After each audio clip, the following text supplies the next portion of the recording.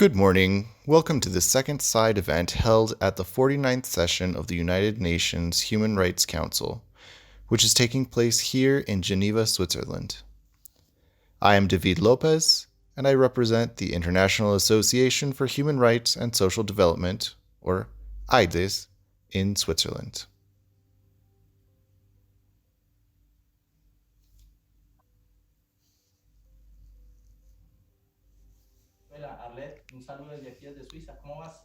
Hello, Arlette. Greetings from Switzerland. How are you today?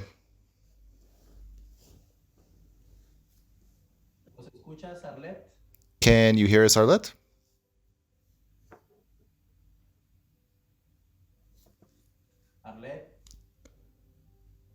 I think we're having some technical issues with Arlette's internet. Arlette is a co-worker from the Committee for International Solidarity and Struggle for Peace in Caracas, Venezuela. She is in co-organizer for this parallel event about the military intervention of the United States around the world. Marlette, I think you're back with us. Good morning to you in Caracas.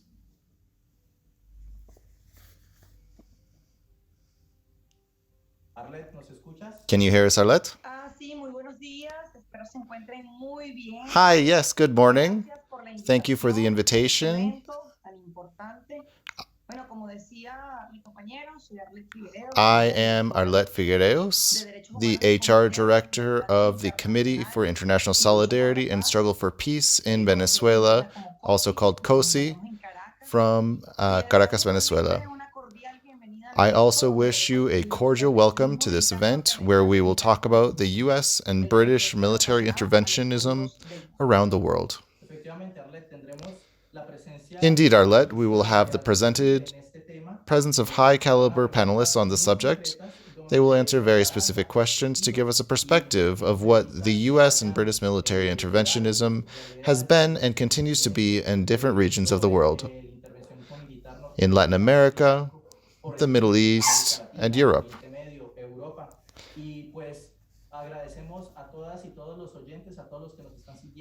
We thank everyone for listening to us, the diplomatic messages here. Thank you for following us, and without further ado, let's move on to the opening video.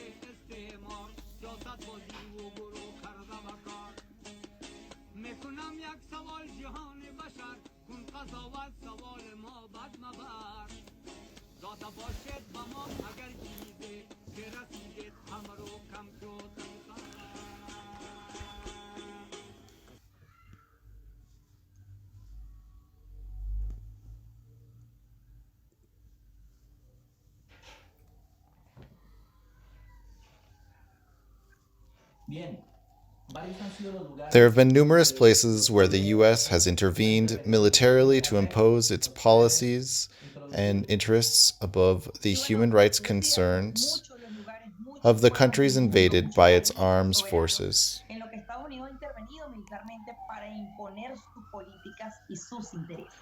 On February 20 on February 5th, 2002, the U.S. Congressional Research Service compiled hundreds of cases in which the U.S. used its armed forces abroad in situations of military conflict or potential conflict in order to supposedly protect U.S. citizens, or equally, to advance U.S. interests. Since the foundation of the United States, there have been 31 military invasions on the whole American continent and 28 in other continents.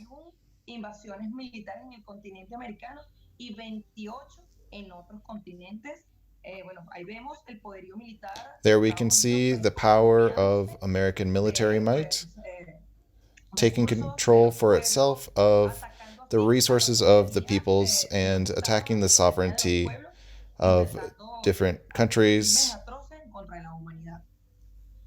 and committing atrocities against countries around the world.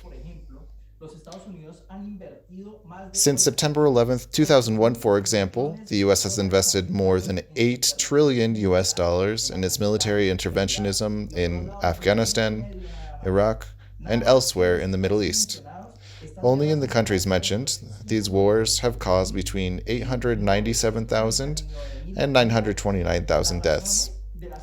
The reasons for the interventions have always been justified by Washington and its European colleagues under the pretext of promoting and defending peace, international security, and democracy in the invaded countries of the regions to which they belong.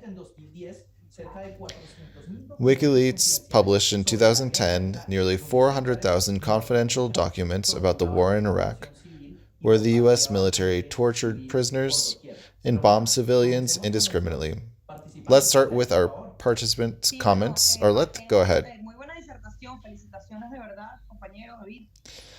Let's move on to our first panelist, Professor Alfred Zayas, former United Nations independent expert and current professor of international law at the Global Institute in Geneva, Switzerland.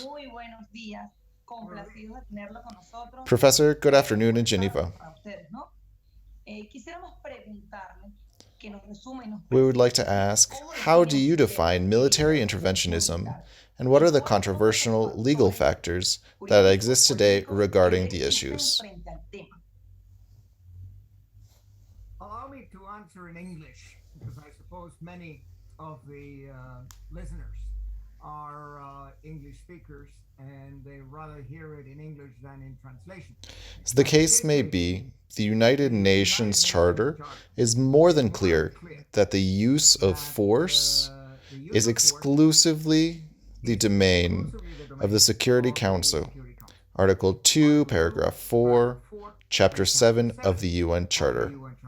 Now, any use of force or threat of the use of force may entail a violation of Article 39 of the Charter, which states that if there is a threat or a breach of the peace, it is for the Security Council to intervene. Now, the United States has invented the concept of humanitarian intervention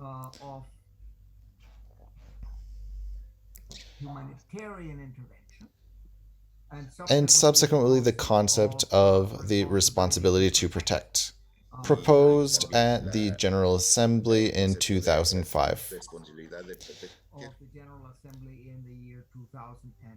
The idea sounds very good, to support those unfortunate people who have had their human rights violated, to intervene in place of those governments that are incapable of guaranteeing the welfare of their citizens.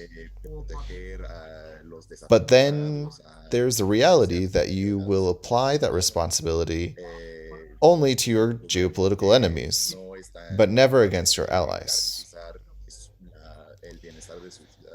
It is interesting to look at the United States military interventions in Yugoslavia, in Iraq, in Afghanistan, in Libya, in Syria that have violated human rights according to the norms of the United Nations and the International Criminal Court.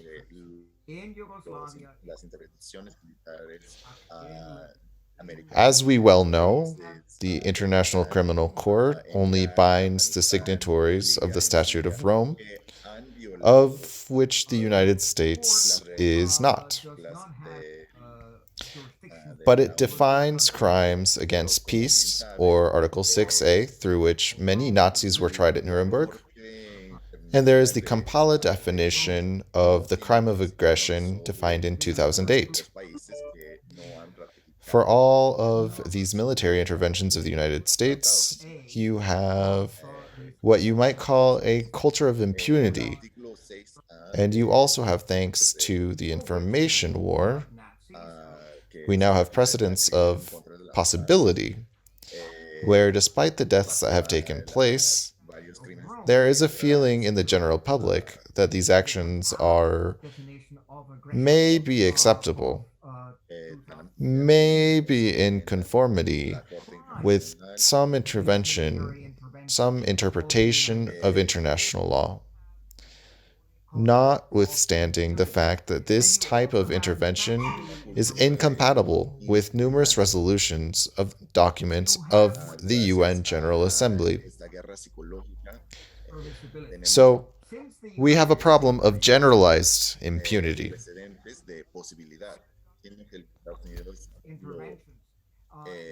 many countries notwithstanding that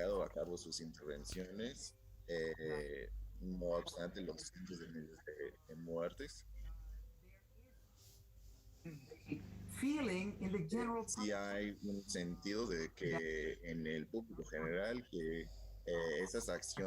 with some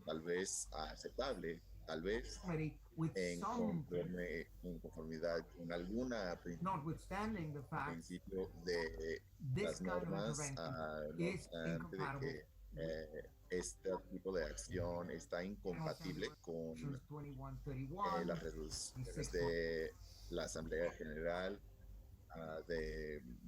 1 and 39 bar 11 and so on. So we have a problem of generalized impunity. Bueno, cabe destacar que hay algunas Well, preguntas que vamos a thank estar you. haciendo en español y el profesor Alfred Sayas va a estar contestando en inglés. Profesor, Now, muchísimas we would gracias. like En to primera ask, pregunta le tenemos, how has the ¿cómo ha West servido a used los the international legal dentro del marco framework to internacional, legal, directly internacional, or indirectly para intervene intervenir militarily militarmente in matters de manera that go directa o beyond its indirecta en jurisdictions? asuntos For que example, salen de su jurisdicción, in como Iraq, usted lo venía diciendo, in Siria, Afghanistan, in Afganistán, Ukraine, Ucrania. among Esta es other la pregunta. countries. ¿Cómo ha servido este marco internacional legal para las intervenciones? Como le digo, it's basically a question of It's basically a question of rather total, comprehensive propaganda, although it does not reflect the state of international law. It creates a perception that what is happening, that what the United States has done, is in some way legitimate. They create this legal language like responsibility to protect, which there is no doubt that there are grave problems of human rights violations, like in Syria or Libya, but that does not necessarily justify the use of force. One of the places that would have justified an intervention through the supposed right to protect would be Palestine, which Israel has invaded and annexed, and committed war crimes against Palestinians, which even the nonprofit organization Human Rights Watch has considered violations of human rights and called it an apartheid situation. Or, on the other hand, for example, in Yemen, where Saudi Arabia is conducting a genocidal war against the people of Yemen. But because of extensive and successful government propaganda, a number of journalists, not only in the United States, but also the UK and Germany, the EU, propaganda, and of there are course, numerous journalists that try to justify the unjustifiable. newspapers that in France, in Germany, that try to justify the justifiable. Eh,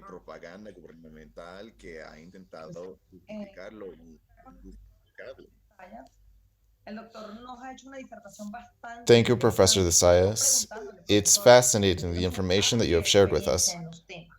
Would Quisiéramos you saber like to qué continue diferentes asking criterios han based existido on en your las extensive intervenciones knowledge? We would like militares to continue norteamericanas cuando asking. quienes han gobernado son What republicanos differences o have there por quienes been han in U.S. intervenido military y no interventions when son Republicans demócratas? or Yeah, as Democrats you have know, governed? I'm an American citizen. I'm also a Swiss As you citizen. know, I am an American citizen. I'm also a Swiss citizen.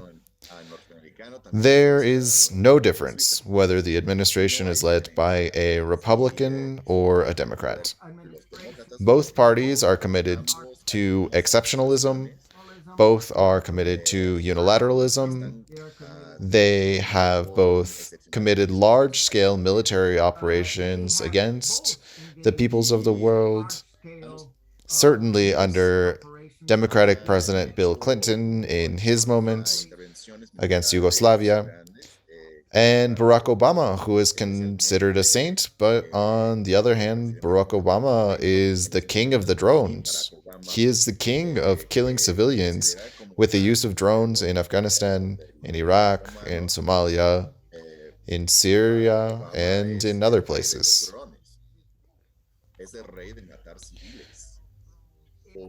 Barack Obama carries great responsibility for the coup d'etat against the democratically elected president of Ukraine, Viktor Yanukovych. And clearly, this current Russian invasion is illegal according to the UN Charter.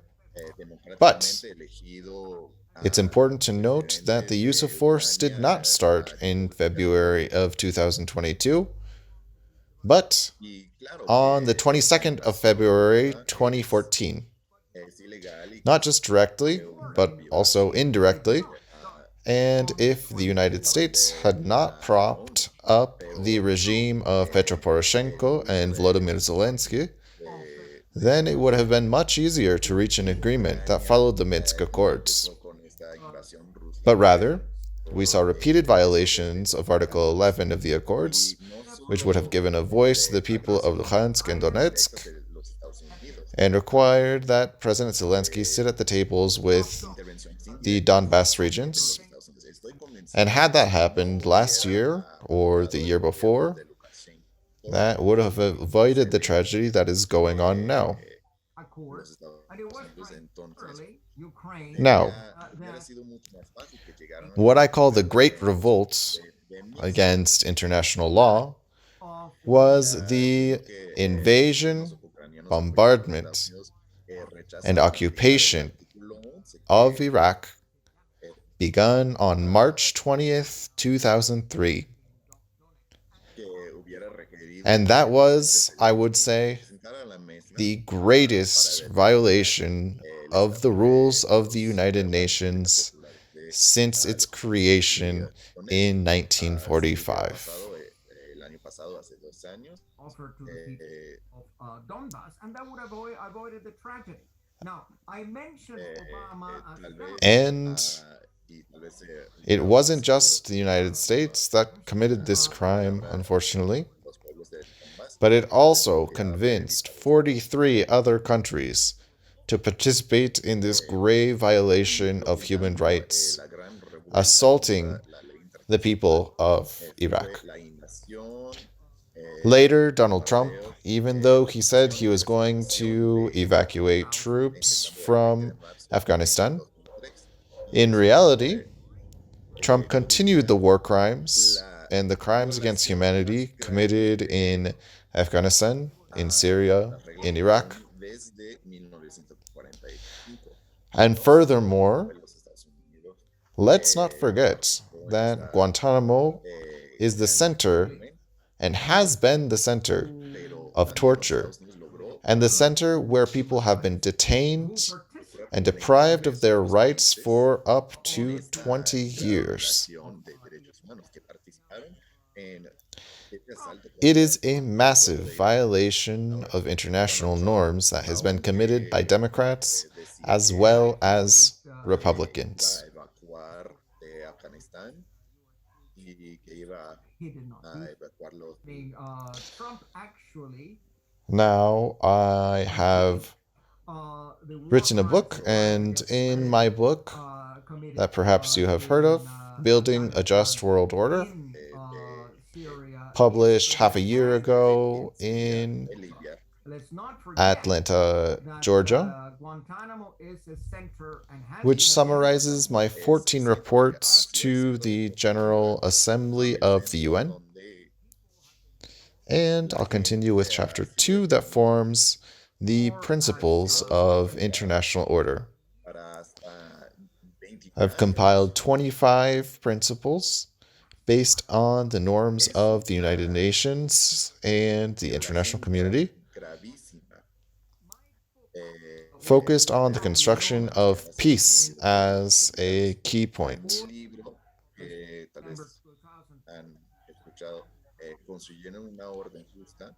We contrast this with the military inventions undertaken by the United States in the Middle East and other places, just as in Latin America. We'll remember in history the Republican administration of Ronald Reagan when we sent soldiers to Grenada, other times to the Dominican Republic,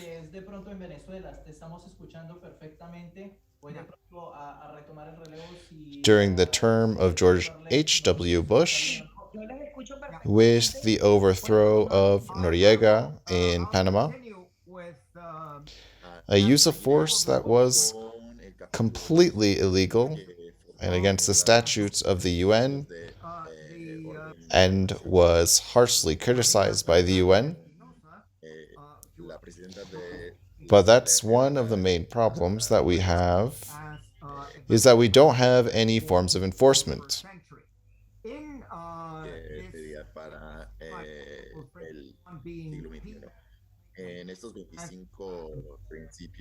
Concern of the United Nations and of the international community. Also, Last year in December, Resolution 76, Bar 1, which condemned unilateral wars, was passed overwhelmingly by the General Assembly, lacking only the votes of the member nations of the European Union and Australia and the United States. In the 46th session of the Resolution 45, Bar 5, which similarly condemned unilateral wars, and once again, the countries that voted against it were all Western countries: the European Union, the United States, Australia, etc., in which the topic of human rights point fingers at others and criticize Latin American countries, Asian countries, African countries, etc., for violating human rights. Meanwhile, they themselves help violate and finance human rights abuses in many parts of the world. Overwhelmingly by the General Assembly. with the de medidas the negative votes adoptadas of all countries of the European Union and Australia. a pesar de que votaron en contra de todos los miembros estados de la Unión Europea, de Australia Now, shall y we Rusia. move on to 46 the sections fourth of point? Resolution 46, Part 5, which similarly condemned unilateral coercive Eh, measures and demanded their lifting. en la sesión The 49 thing también is that these countries condenaron against it were all Western countries a las that sanciones the y right to condenaron point fingers at others and to criticize Occidente, Latin American eh, countries, Asian countries, han African countries criticado países de América uh, Latina, de Asia, human rights. por violar derechos Truly, humanos, it is cuando de the verdad son of los the United States, of neoimperialistas the de los European Estados States Unidos that y Europa que perpetúa human rights in many parts las of the world. violaciones de derechos humanos en muchas partes del mundo. Y cuarta pregunta. Thank you. These are comments that are incredibly interesting. para quienes nos están escuchando, Now, para la audiencia que tiene que what ver has been the cómo work la of Escuela the Ciudadana United por cuál es el Nations papel de las against Naciones North Unidas American frente al and European intervencionismo military liberal norteamericano interventionism? y europeo? Uh, Former Secretary General, the late Kofi Annan, had the courage to call the United States invasion of Iraq an Tuvo illegal war. la valentía de A statement from that level should have some impact. But we see that when the so called free press ilegal. La fails to cosa or triste es refuses que to no report on se these mucho statements, en los it hechos. leads to the general public to think maybe what the coalition of the willing Pero were doing was cuando somehow la legitimate. supuesta libre, la prensa libre Now, when the International Criminal reprime ese Court tipo has been de asked to información, investigate the crimes committed by NATO in Yugoslavia, Afghanistan, Iraq, etc., Now, the creen lo que está pasando en remember Estados Unidos that the former prosecutor of the International Criminal Court, who was Fatou Bensouda, attempted to open investigation into war crimes, including those committed in Afghanistan by the United States, and not just the United States, but the Australians and the British, as well as by the Taliban. But now, the new chief prosecutor of the court has stated that it will continue investigating war crimes committed by the Taliban, but drop investigations into crimes committed by the US and NATO countries, which makes a complete joke of international justice. And even though the US isn't a signatory of the Rome Treaty, it succeeds in enforcing its will by bribery, by arm twisting, and threatening persecutors who would dare indict the US, the British, etc.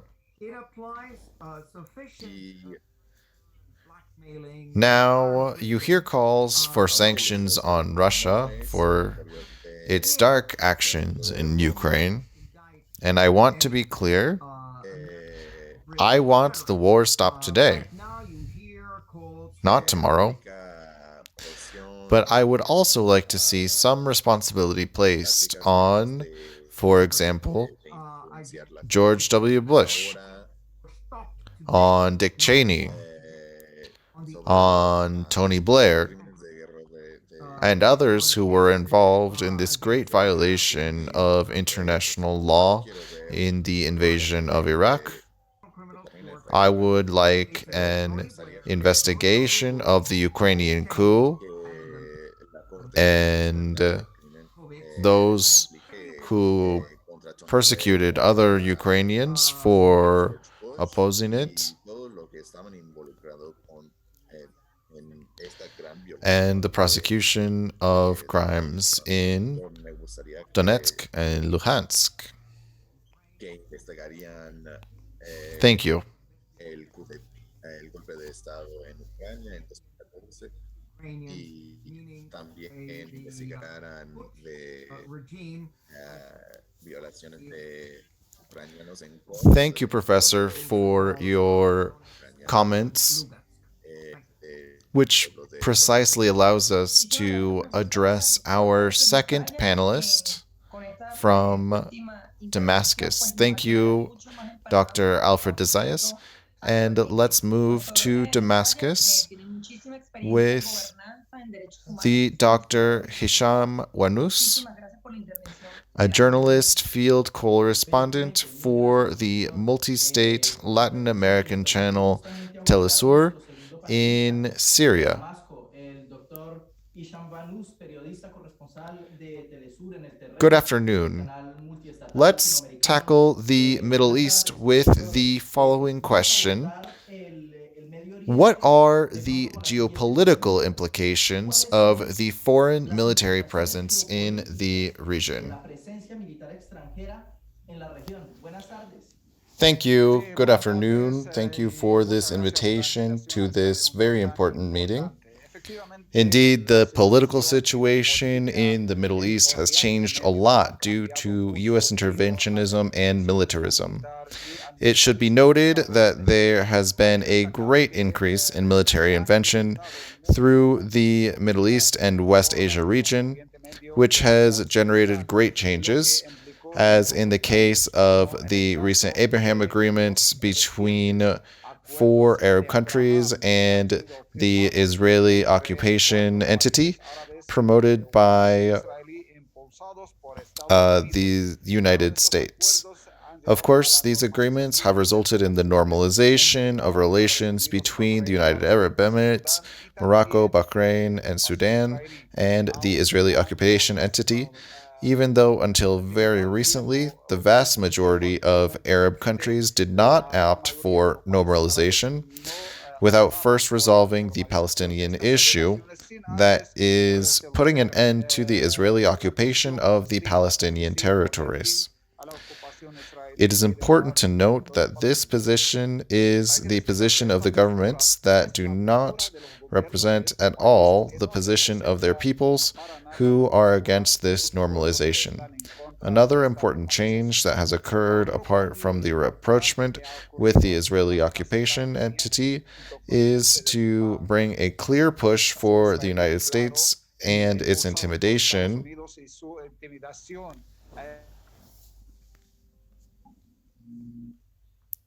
well, please hold for technical issues in Damascus. These problems are caused by the same military interventions in Syria. We're hoping that the Professor Chambalus is able to come back, but these are the same situations that we are discussing today cause these issues with the internet. He was mentioning that these actions that are coming from the United States do not represent the will of the Syrian people.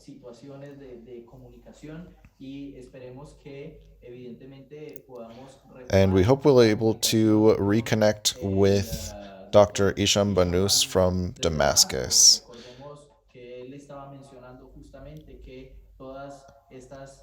And now he's coming back. Desde los Estados Unidos no representan los intereses del pueblo sirio en este momento. No sé si podemos volver a tener conexión y comunicación con el profesor Isham Banus en Siria. And in the same way, these attempts to change the territory of Syria and install a Kurdish state in the north of Syrian territory. In addition to this, the catastrophic situation that is being faced in the Middle East and Western Asia, and also everything that happens in Palestinian territory, must be highlighted. There are three countries currently emerging as regional forces in the geopolitical chessboard of the Middle East, which are Iran, Turkey, and the entity of the Israeli occupation. Iran really works for the benefit of the peoples of the region against US militarism. At the same time, that Israel serves the interests of the United States and its own interests of its expansionism in Palestinian territories. Its repeated attacks against Syrian territory and allegedly against Iranian soldiers in Syrian territories, while Turkey also tries to impose its influence in the north of Syria and in Libya, as well as other parts in the region. These political changes are direct implications of American militarism, which, as I said before, has increased notably in the Middle East region because it is a region with very important geographical location. It's a commercial crossroads that connects the three continents and really stimulates the ambitions of the United States, mainly because it houses large deposits of oil and gas and drinking water. There has been a great geopolitical change in this entire region and not in favor of the peoples of this region, which is why both the governments of the axis of resistance in the Middle East and their peoples will try to change all of this through resistance and insistence on the international institutions to stop this military intervention and U.S. militarism in the Middle East and West Asia regions. The second question, please.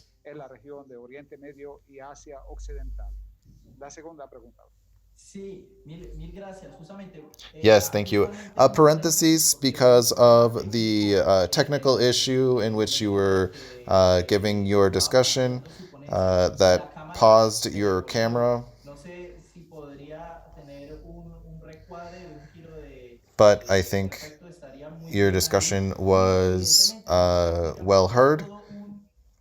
So, what is the current situation in the region and specifically in Syria? Is our second question. The situation in the region and specifically in Syria, given that the region of the Middle East is the region that has received the most criticism regarding human rights.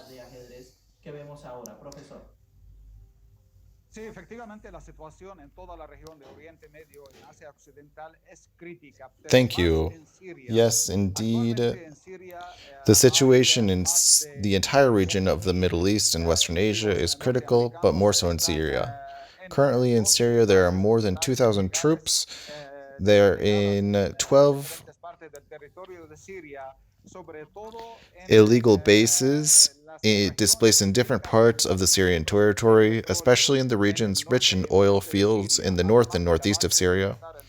In addition to illegal military base on the border between Syria, Iraq, and Jordan that is trying to detach the connections between Syria and Iraq.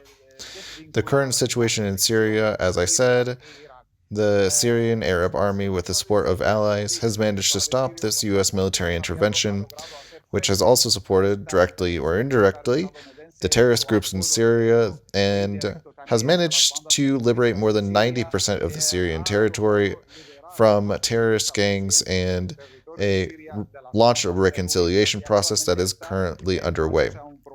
This diplomatic movement is aimed at resolving the conflict through negotiations with the opposition through the Astana platform sponsored by Russia, Turkey, and Iran.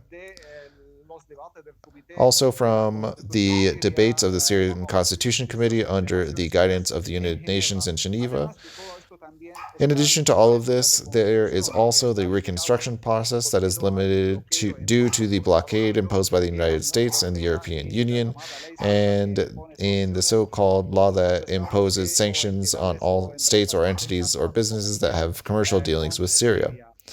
And it should also be noted that all this is in parallel with the illegal U.S. military presence in the Syrian territory that it controls under the pretext of fighting terrorists of the so called Islamic State and under the pretext of protecting the oil fields from these terrorists. It controls 90% of the 50 oil fields on Syrian territory. Syria produces currently 86,000 barrels per day, of which there are 70,000 barrels at the United States, with the so called democratic forces of the separatist militias smuggled through Iraq to third countries. In other words, Syria currently has only access to 16,000 barrels of crude oil from its production, and it needs 165,000 barrels for its internal consumption, which is why it has to import this oil from Iran and Russia and other countries. And currently, the blockade prevents that importation, for which there is a serious hydrocarbon and electricity crisis in Syria, and the Syrian people are suffering from this situation.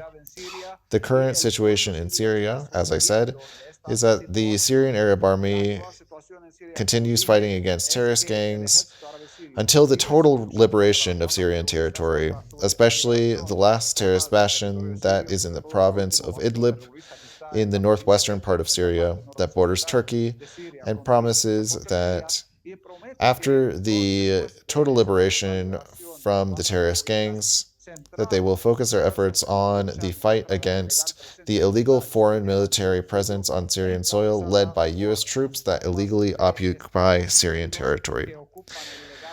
Comparatively, is the Russian presence in Syria that is justified and at the request of Damascus, and Russia has 2 military bases in Syria, an air base and a naval base built in the coastal area that it uses to help the Syrian Arab Army in the fight against terrorism, reasons for which are also this presence of Russia in Syria. The United States also seems to withdraw It seemed to withdraw its troops when Donald Trump said it previously. Donald Trump said previously that they were going to retire their troops. Yet the current president of the United States, Joe Biden, insists on the permanent presence of these military troops in Syrian territory, not only to counter Russian influence, but also to counter Iranian influence in the region, and also to ensure the protection of its extractive and economic resources by stealing Syria's oil, gas, and agricultural crops. This is the current situation in Syria. Go ahead with the next question. Yes, it's interesting the point that you bring up, because we see that even less information, unfortunately, is available to us due to the restriction of alternative channels such as Russia Today. It's very important that you have clarified these issues. Now, moving on to the last question. Is it possible to de-escalate the militarization of the region, and how? How is it possible, if it's possible? Yes, it is really possible to do it, but it's a difficult goal to achieve. Above all, we have to demilitarize the region from the United States military forces. Now, we must begin with the American citizen. The majority of American citizens do not benefit from this excessive militarism in the world and in the Middle East region. Rather, the military and weapons manufacturing corporations are the ones who benefit, which is why it is an opportunity for American citizens in the presidential elections to insist that candidates running for the presidency cut back on military spending and try to build an economy of peace. They must try to really invest this money that they invest in militarism in more important issues such as health, famine, poverty, hunger, climate change, issues that interest human beings. And to promote this, presidents or administrations must work through diplomatic channels to solve problems. and should not look for enemies abroad. And also, they should work to create a world free of weapons of mass destruction and biological weapons, and the biological laboratories that have recently been found in Ukraine, which has been participated by or funded by the United States. I said at the beginning that this goal is difficult to achieve because, according to studies, the current president of the United States, Joe Biden, has invested more of its budget in foreign militarism than his predecessor, Donald Trump, and has continued the policy of military aggression abroad. That precisely yesterday, a meeting took place in the occupied Palestinian territories organized by the Israeli occupation entity, which brought together the foreign ministers of Israel, the Arab countries of Egypt, of the United Arab Emirates, the country of Morocco, and the Secretary of State of the United States, Anthony Blinken. At this meeting, the United States Secretary of State ratified the United States commitment to Israel's security, or in other words, ratified the policy of the United States to continue supporting Israel in its aggressive activities, not only against the Palestinian people, but against all the peoples of the region, and inciting disorder and instability, especially in the axis of resistance to the occupation by Israel. Anthony Blinken affirmed that his country allocated $1 billion for the reconstruction of the Iron Dome anti-aircraft defense system, which indicates that he will continue with this policy. The solution to this situation is if the U.S. administration or the American people don't demand to change this policy of U.S. militarism. What's happening is that Iran has promised that it will fight American soldiers to expel them from the region of West Asia and the Middle East, where there are around 50 to 70,000 American soldiers precisely in Kuwait, the United Arab Emirates, and they are also in Jordan, in Syria, and in Iraq. It's a difficult task because the Syrian Arab army currently decided to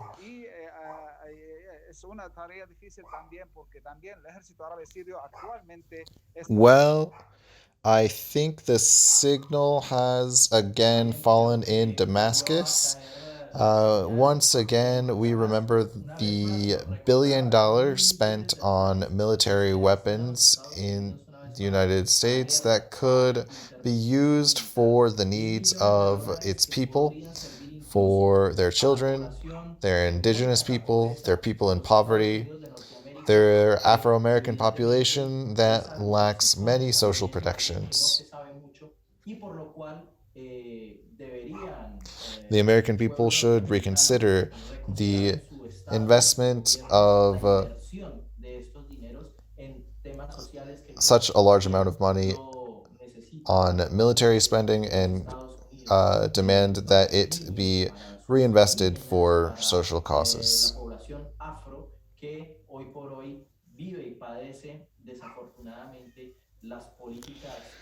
Let's continue on. I don't know if the doctor is available to talk still. It looks like we don't have any communication.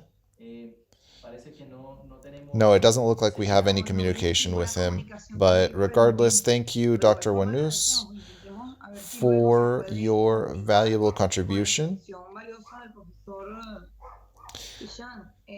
Being on the ground gives us an important perspective, a reality different from what we traditionally find in the media, which, as we well know, aren't just means of communication, that are neutral saber un poco más but tener unas communicate perspectivas facts according distintas to a their own el political and documental, economic que es lo que interests, encontramos o a those lo que interests encontramos en los of medios de large comunicación, corporations, entendiendo que los medios de states, comunicación no son and the medios que ruling class. comunican solamente lo que a sus intereses les conviene.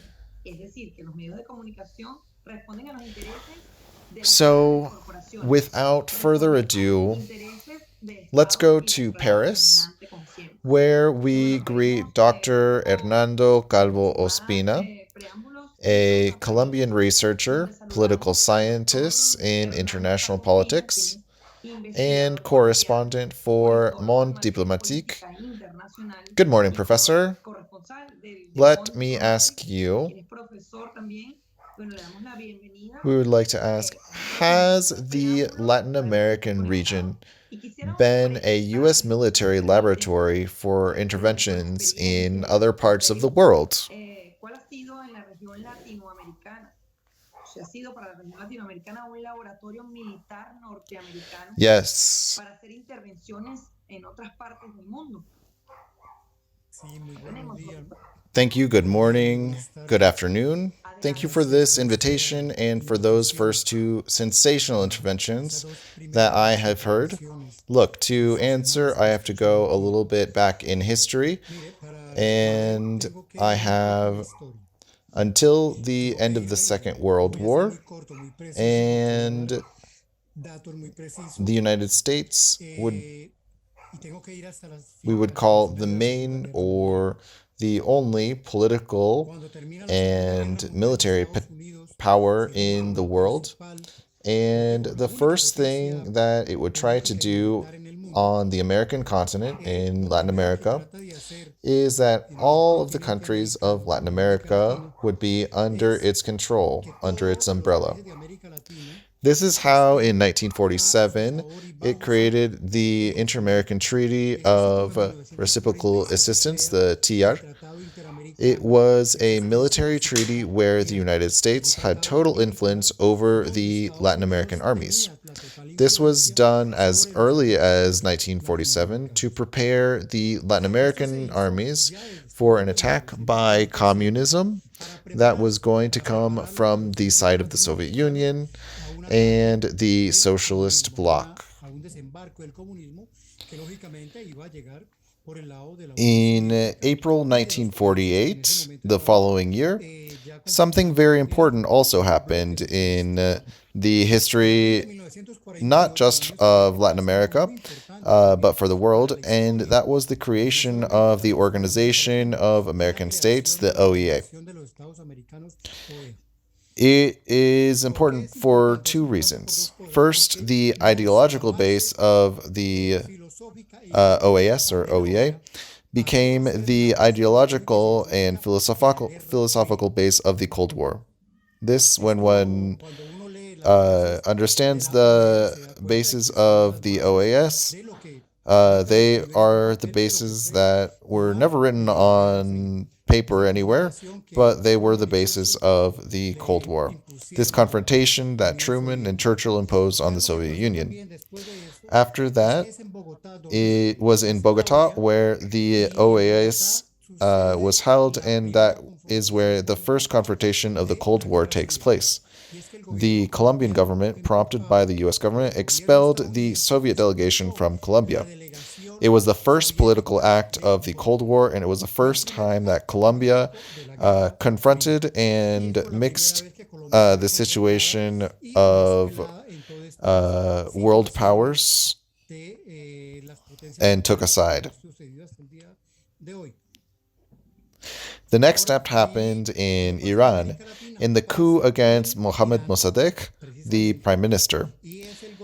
It was conducted by the CIA and by the British.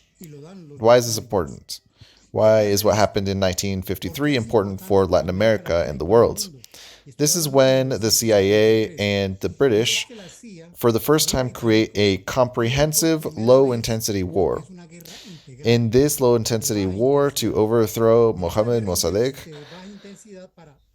it used large-scale publicity, psychological warfare, internal trade warfare, and internal destabilization, even up to using military forces themselves.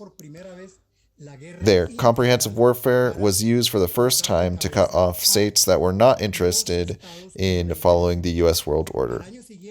The following year, in 1954, and now we return to Latin America, this same comprehensive war was perfected and applied to carry out the coup against President Jacobo Arbenz. There, it was a particular issue in the coup against Jacobo Arbenz, who had been a right-wing military man, but a nationalist who simply wanted to give land to peasants and indigenous people.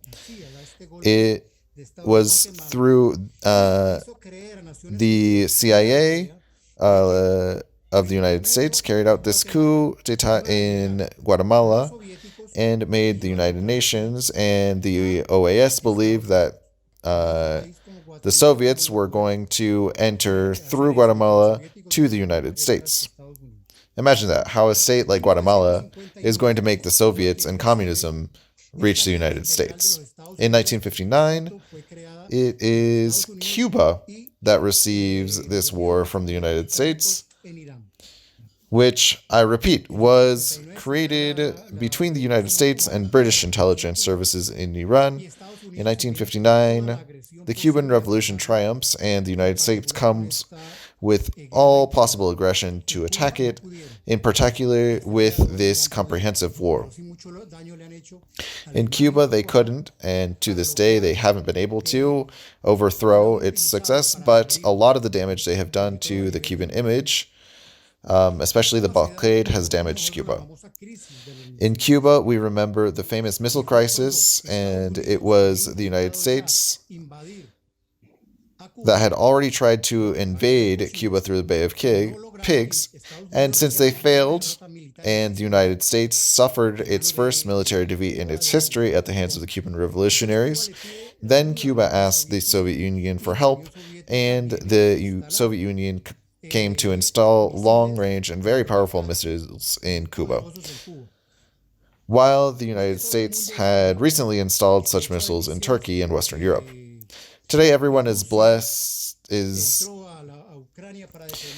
praying because Russia entered Ukraine to defend itself because NATO was going to locate itself in the Ukraine.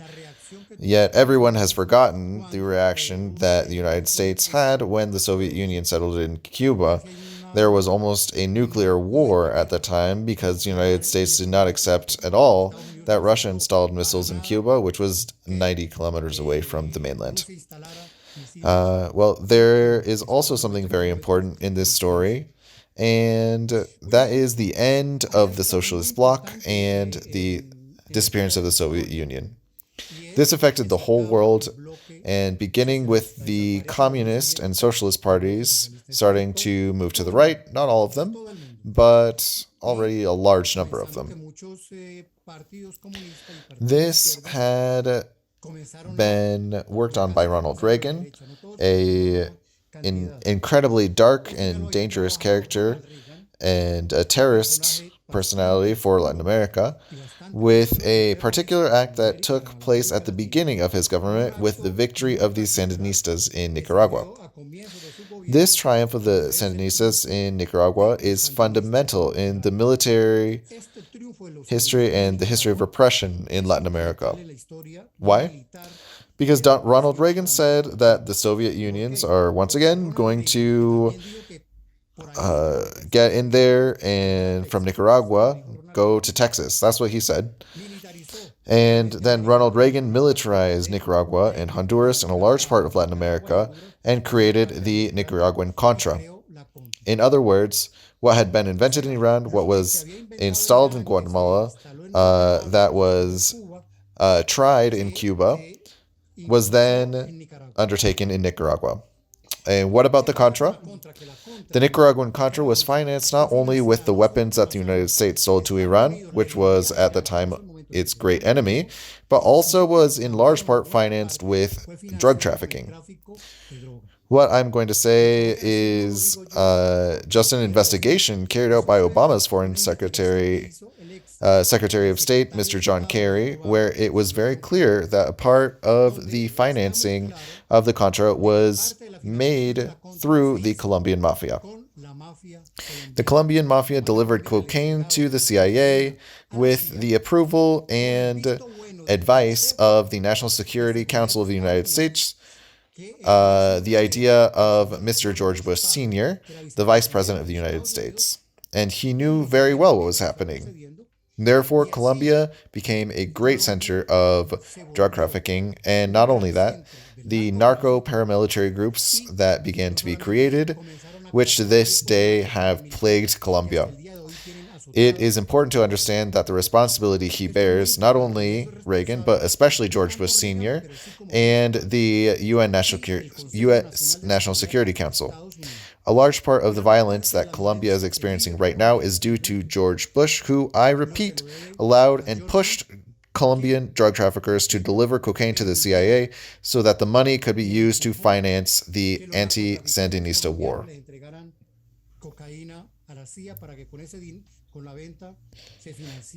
Thank you for that historical grounding, Professor. And we know what has historically happened sets the stage for the current state of affairs. So, could you tell us, geopolitically, what is the current situation of U.S. military intervention in the region?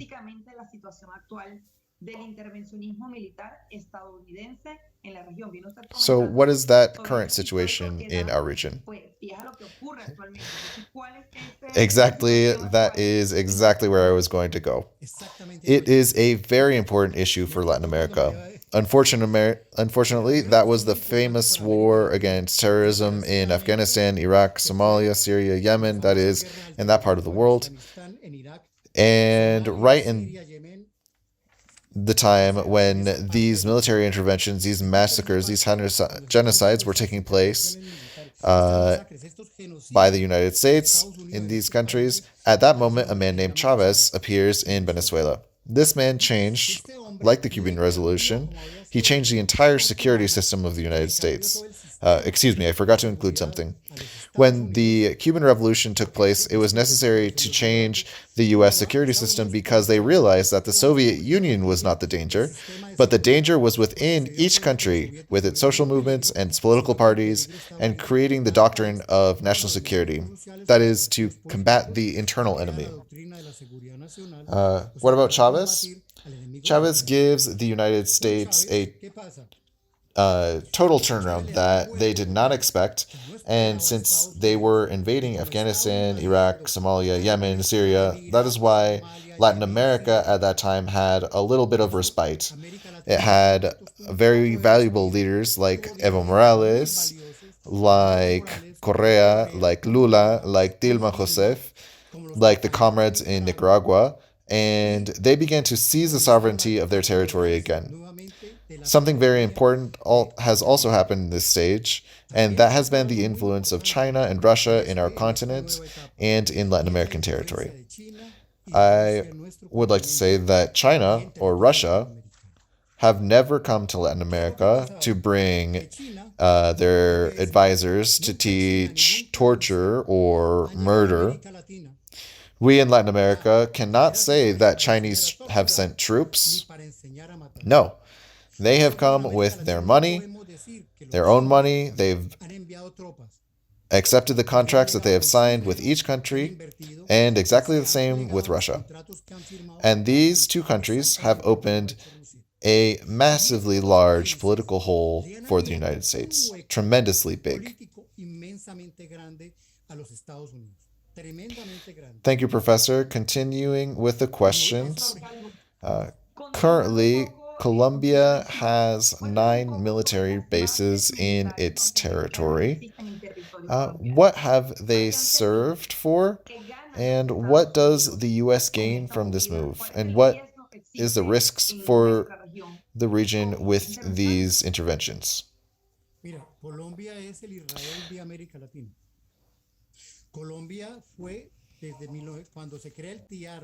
One could say that Colombia is the Israel of Latin America because Colombia was the first country in Latin America to sign a military contract with the United States and was the first country in Latin America to receive weapons from the United States. It was the only country that was in Korea with the United States, and it was the only country in Latin America, along with the Chilean dictatorship, that supported the United States and the United Kingdom, supported the invasion of the Malvinas Islands, Colombia and the Pinochet dictatorship. That is, Colombia has always been an ally, or for me, a lapdog of the United States. That's why they support it being a narco state. That's why the United States, which knows that Colombia is a narco state, puts up with it, because Colombia practically belongs to the United States. There's talk of 9 military bases. No. There are 9 military bases completely controlled by the U.S. troops, but all the Colombian military bases, all the forces, all of its naval, air, or land bases, the United States can arrive at any time they want and expropriate them. Now, that is the importance of the situation. Now, Venezuela. Venezuela is the first target of this militarization in Colombia. It's not because of drug trafficking. That's a lie. The one with the most money under the pretext of drug trafficking is Colombia, with the participation of the United States. No, it is to control Venezuela because they are resisting U.S. policy. I will give you a concrete example to make it very clear. When the Colombian government, which the United States accepted, the Colombian government's negotiations with the FARC, the armed forces of the Colombian Revolution, this negotiation had 2 very specific objectives. One is to be able to enter territories where the Chinese have already settled. I repeat, as China has never done anything to us, compared to what the United States has done to us, we already know its numerous crimes. The Chinese were able to enter many territories where the guerrillas were. And the second thing was to disarm the FARC in order to then enter Venezuela. But many things changed, and that's why it didn't end up happening. But these military bases, it's that Colombia is a country completely invaded by the United States and now NATO, because Colombia is a NATO partner, which means that NATO can go to practice and teach military trainings, and I don't know how many other things, with the aim of attacking Venezuela. Why to Venezuela? Because let's remember that Venezuela has 3 important things. First is its oil. Venezuela is just 5 days from the United States on boat, and it is 45 days from the Middle East.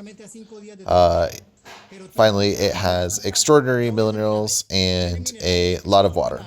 That's the basis of the militarization of Colombia. Let's continue with this investigation, asking, why hasn't the U.S. opted for such strong and violent military interventionism in Venezuela as it has in Syria, in Afghanistan, or, albeit through NATO, in Ukraine, other countries that are rich in resources just like Venezuela?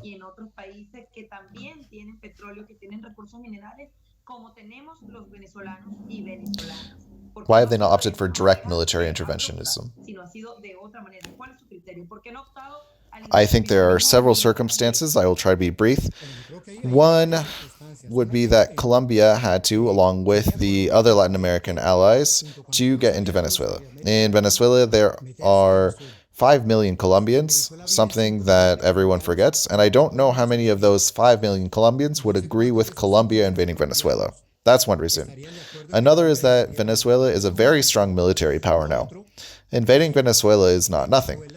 That's what Chavez thought, and that's where Russia's support came from. Russia has not invaded Venezuela, but it has helped militarily. And that is also because the United States has a reason why the United States has not gotten involved. China has a lot of investments in Venezuela, and the United States has to think about that too. But it has been shown that if Colombia has great power in its armed forces, it's in irregular warfare. There's no one in the world that beats Colombia in irregular warfare. It is has had 50, 60 years of experience fighting guerrillas, but Venezuela already has a lot of experience and a lot of very developed weaponry for regular wars. Another thing, if the United States gets involved in Venezuela, which is very close, and NATO gets involved, which France is very close with its territory in Guyana, and the Netherlands is close with Aruba, it would become a complete powder keg. We can not forget that Nicaragua is there, very close, and will defend Venezuela. Cuba is going to not go down without a fight. That's why what they put in Venezuela is what was invented in 1953 in Iran, which was later imposed on Guatemala and Chile as well, the comprehensive war of destabilization. I repeat, economic sabotage, war propaganda, psychological warfare, and all that. And also to try and kill, as they've tried to do in Cuba, the leaders. But above all of this comprehensive war of destabilization, a frontal war would really be, I don't think that the United States, with all the wars that they have, wants to get involved or can directly get involved in Venezuela. But since they are crazy, and first they hit and then they ask, anything is possible. But they also know what they're getting into. Thank you again for your comments, Dr. Calvo Espina. They are very personal to me, as they are about my own country, Venezuela.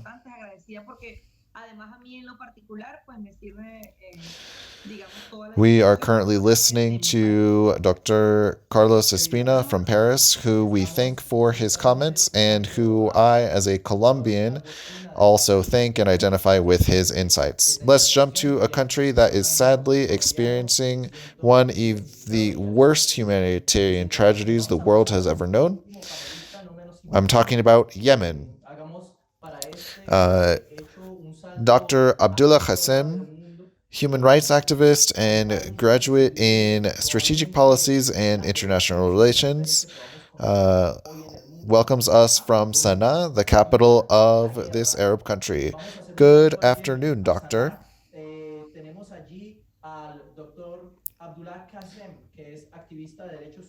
We will address the issue of Yemen with the following questions. The situation in Yemen is rarely discussed. What is happening there, and to what extent are the U.S. and the U.S. involved militarily? I don't know if we'll have the possibility to hear his thoughts, because we don't hear him yet. Are you there, Professor? Now we've got you. We'd like to explore the theme of what is happening in Yemen and how much is the United States and European Union militarily involved in the region.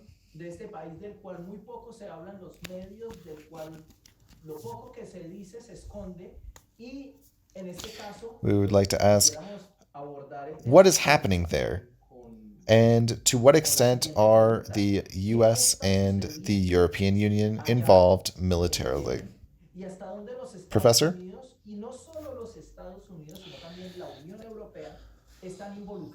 Good morning to everyone. Thank you for this invitation.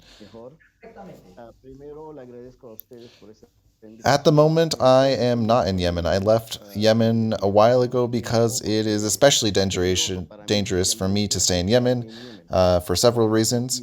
Please allow me to say a few words before we begin this conversation.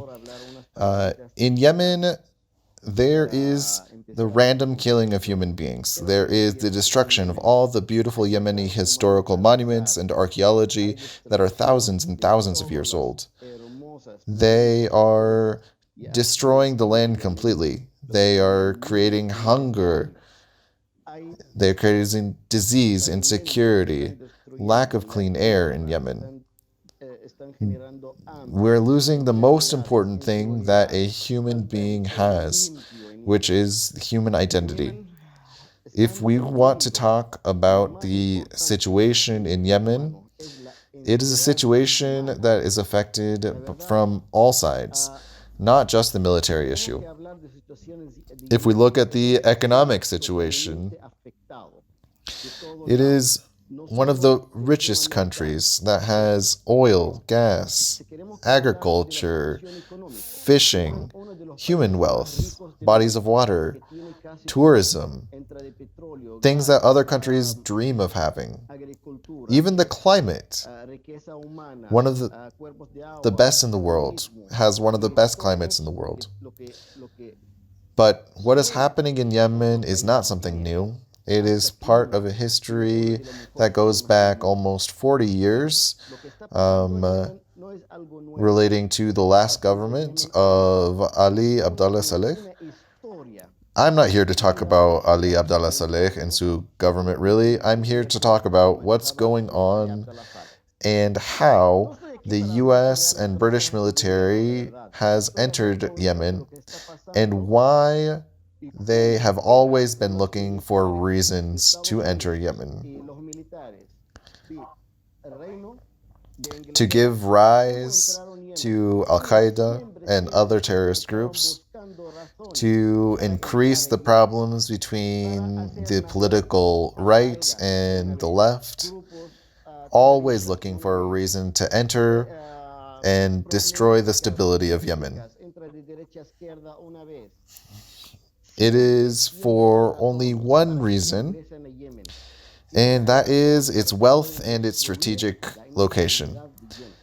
Yemen is really the heart of the world, where the Bab el-Mandab channel is, where it joins Asia with Africa and is on the road to Europe.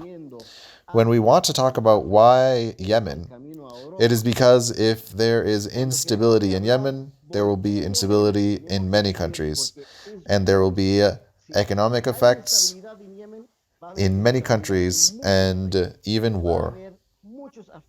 Now, the question, please.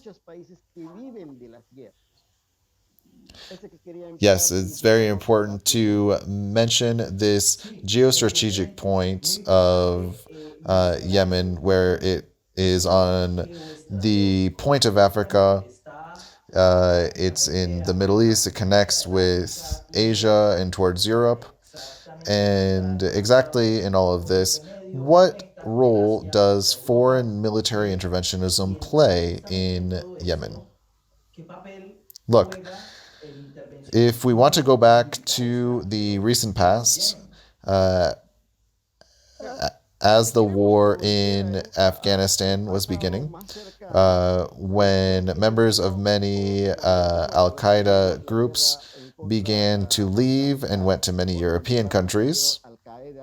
I remember that Al-Masri, a companion of Osama bin Laden, left, who had lost both hands, left and was living in London and was still going on social media, going out in the media, on TV channels, going out loud saying, I am the leader, we are going to wake up the soldiers in Aden and then liberate the whole world in the name of God, in the name of religion. At the same time, a group of terrorists based on the followers of al-Masri was created in Yemen.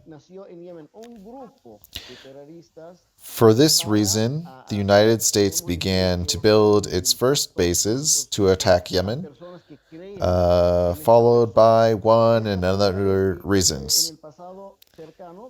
The one thing that I never really understood before was, how is it that a person, a terrorist, can be appearing in all of the media, in the Arab and the European television channels, about his idea of being a terrorist, of liberating countries by killing the people there. He says, I'm going to free you, and I'm going to kill you. And yet from the other side come the militarism of the United States and the United Kingdom, who, on their side, will still say, we're going to free you. How are we going to free you? We're going to kill you again. So we are entering a new area of colonialism. But now it's in the name of freedom or democracy or in the name of the fight against terrorism. Each time they have to create or birth a group so that they have the justification to enter these countries. Indeed, neocolonialism is exactly what we're talking about here. Now, the United States and Saudi Arabia say that in Yemen there is a factor of insecurity for the region, since they consider that there is strong Iranian influence in the area through the Houthis. Is this an excuse for the West to have arguments to carry out military interventions, further accentuating the humanitarian crisis and the serious human rights situation in the country? ¿Es esto una excusa para que Occidente tenga argumentos de hacer intervenciones militares actuando aún más y acentuando aún más la crisis humanitaria Well, y la grave the situation, as I had said before, is very special. We have groups like the Houthis, who are now ruling a large part of Yemen. They are there for one reason, according to them, to free Yemen from what is happening currently, from the corruption, from the issue of human rights, from inequality, and also in the name of God, since it is a religious group more than anything. And this is what is happening right now in Sana'a. This is happening everywhere in the country. Each religious group is organizing its own people. This group is certainly supported 100% from Iran because they follow the same religious line as Iran, which is Shia Islam. No one can say that they are not fully supported by Iran. On the other side is the government supported by Saudi Arabia and the United Arab Emirates and a few countries. But leading everything is the United States, which is leading the sale of arms, providing all logistical support and training. Because of all of this, we can say that this conflict is not just between the Yemenis, but rather it is between two countries, between Iran and Saudi Arabia, and with the participation of other countries such as Turkey and the United Arab Emirates.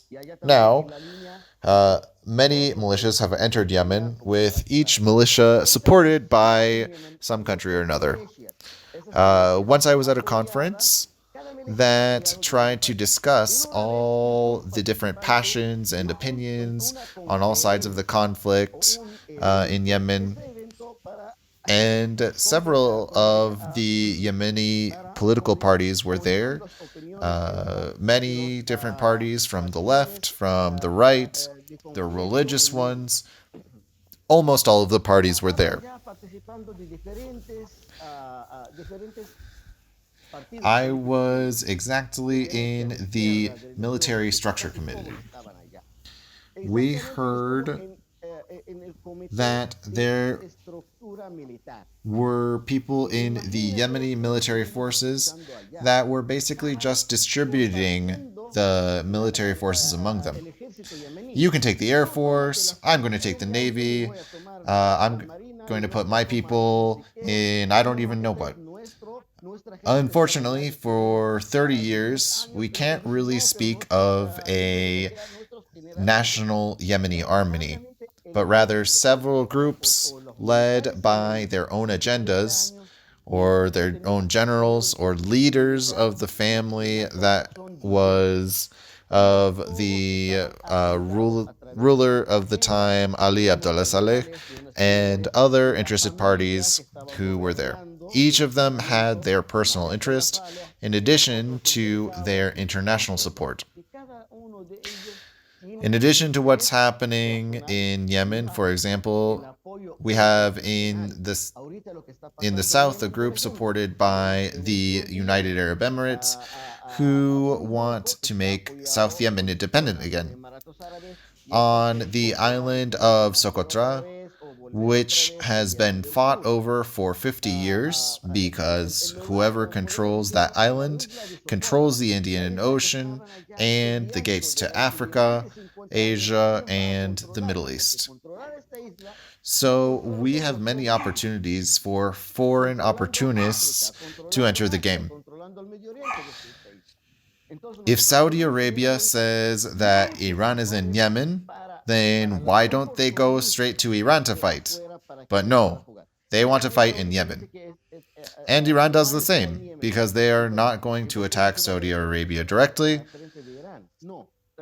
They also have Shiites in eastern Saudi Arabia, but no, they're going to Yemen.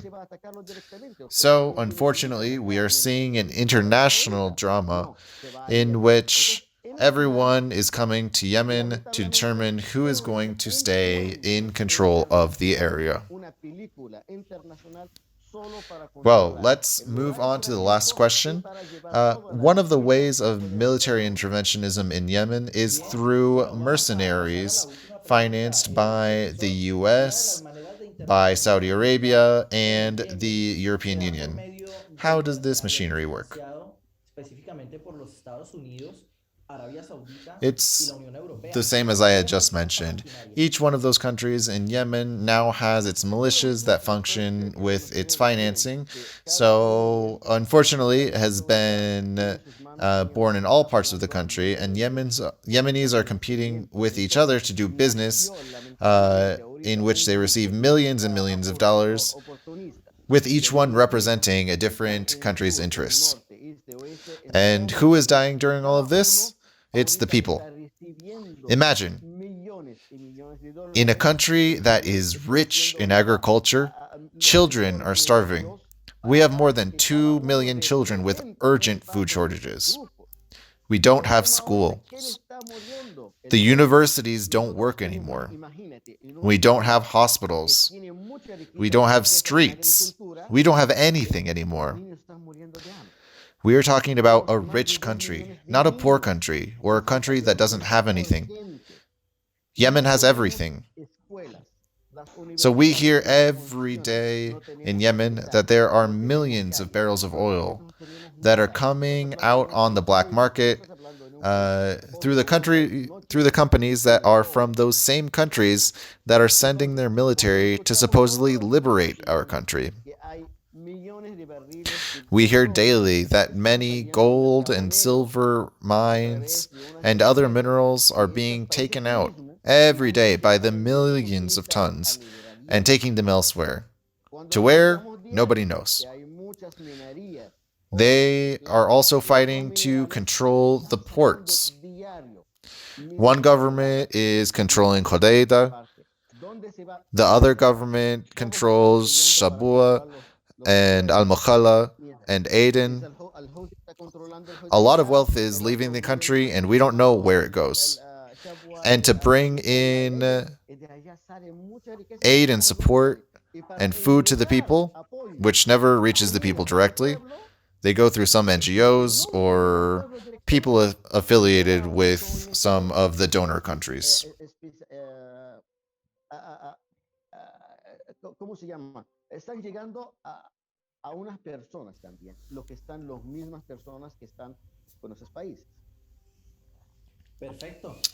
Well, many thanks for coming to our panel. We have come to the end of our parallel event of the Human Rights Council of the United Nations. But first, Arlette, why don't we open the microphones for some comments by some of the special delegates invited to this event or some of the journalists, if they want to say anything?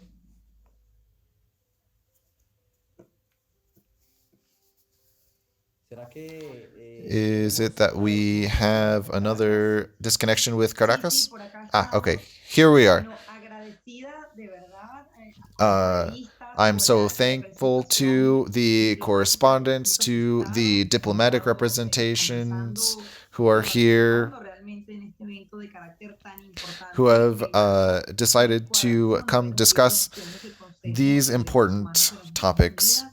Agradecemos a AIDES, la Uh, Organización Internacional of course, de let's Derechos Humanos give y the Desarrollo floor Social, to the que nos hiciera esta invitación y además al Instituto de distinguished Solidaridad guests Internacional y Deseo de la from Paz, the conocido como speakers that COSI, we have quien had, nos as well as the dio guests pues la oportunidad and y our también la listeners, responsabilidad de and the moderar diplomatic missions and este journalists evento here de today. tan alta magnitud. Well, David, many Bien, thanks to importante AIDHDES for recordar que holding this nuestro event. Thanks oficial also to the arroba panelists, the AIDES missions, and the cierro con organizations COSI that followed hizo us, Venezuela the interpreters, por the media, cierto and y les obviously those agradecemos who muchísimo currently más follow us que on tengamos the AIDHDES alguien que live quiera tomar channel la on palabra, YouTube. alguna representación diplomática, si alguien quiere dar algunas palabras de cierre. David.